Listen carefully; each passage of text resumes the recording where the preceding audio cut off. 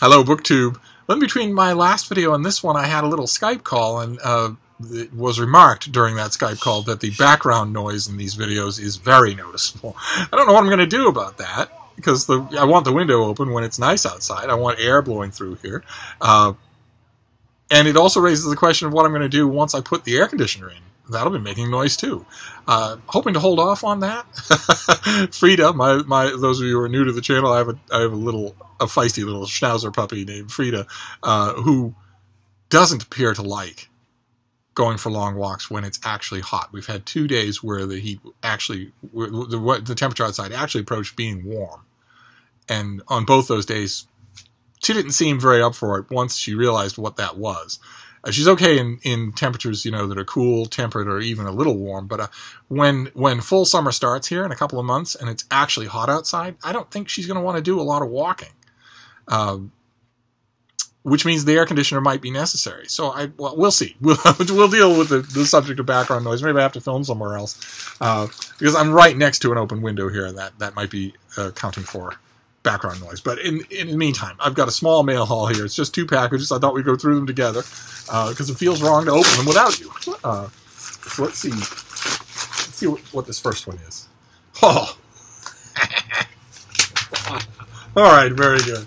All right, the first one is September, and it is a rare thing. Unless you're in the book business, I don't think you would ever see something like this. This is an advanced proof of a Penguin classic.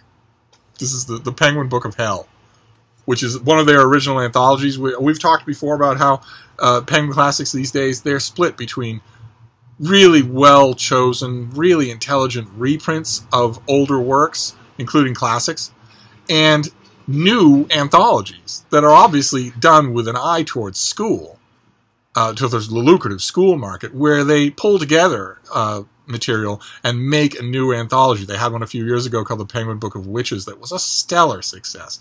They had one just recently, we saw it on this channel, the Penguin Book of Ancient Rhetoric.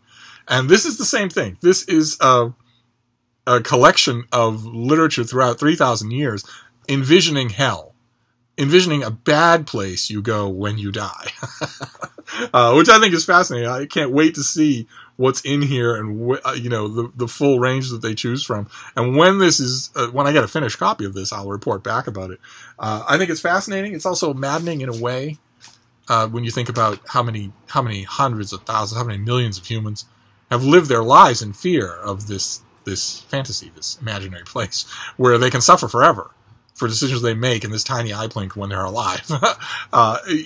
It's fine to read about it as a literary and religious concept, but it's going to be hard to read parts of it remembering that there have been whole nations of people, millions of people who took it deadly serious. It ruined their happiness and the happiness of a lot of people they knew.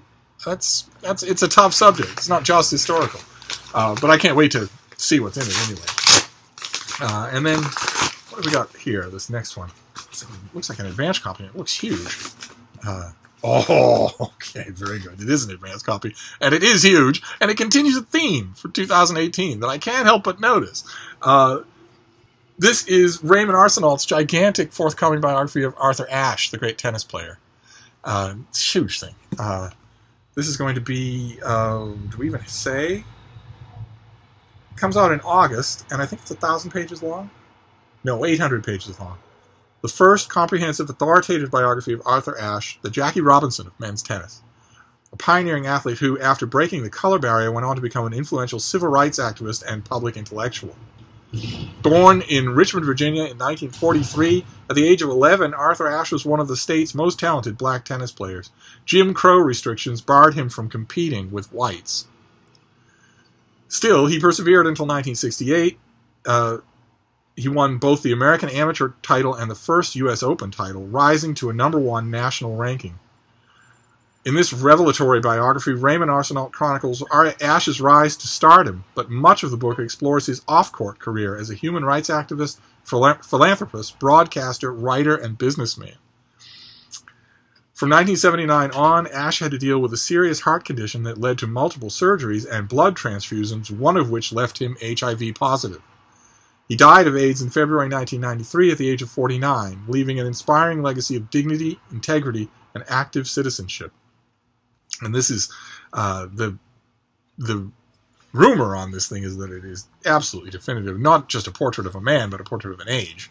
I can't wait to see. See, you are hearing background noise. I can tell, even caught up in books as I am. But this is fantastic. Can't wait to get to it. And the trend that it continues in 2018 is unusual biographies for me.